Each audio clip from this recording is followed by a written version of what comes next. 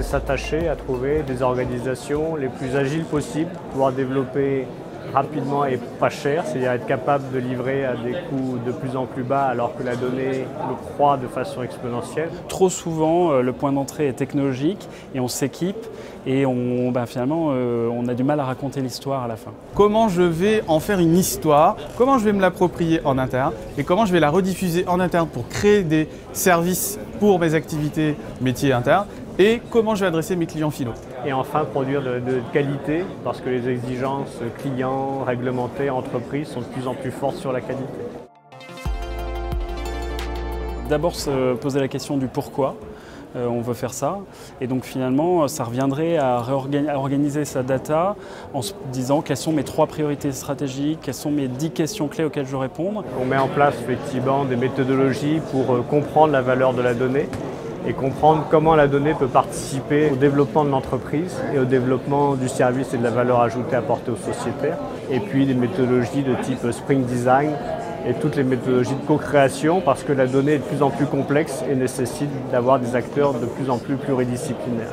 La communication doit tisser un lien depuis les équipes d'infrastructure et tout ça chapeauté avec un commitment du COMEX. Non pas créer un silo organisationnel en mettant 40 data scientists dans un lab, mais plutôt les répartir au plus proche des métiers.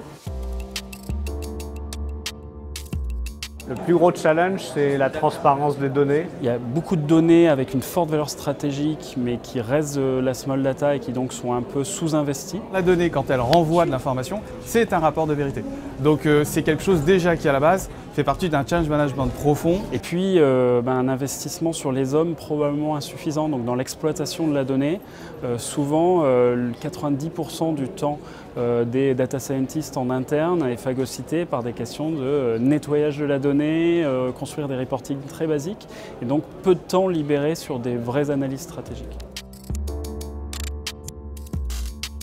Beaucoup d'entreprises commencent à avoir la maturité pour se rendre compte de la façon d'y aller pas à pas, en investissant aussi sur les hommes, en ayant une approche de test qui n'est pas qu'une approche de prototypage, mais qui pense à comment on va le déployer, comment on va l'utiliser. Face aux nouveaux entrants, que ce soit les startups, que ce soit des fintech, des assurtech, que ce soit les GAFA, qui sont de plus en plus actifs sur nos marchés, le marché de l'assurance, le marché de la finance, le marché de l'épargne, on se doit de se transformer, parce qu'aujourd'hui on n'a plus le choix et le temps est compté pour nos entreprises.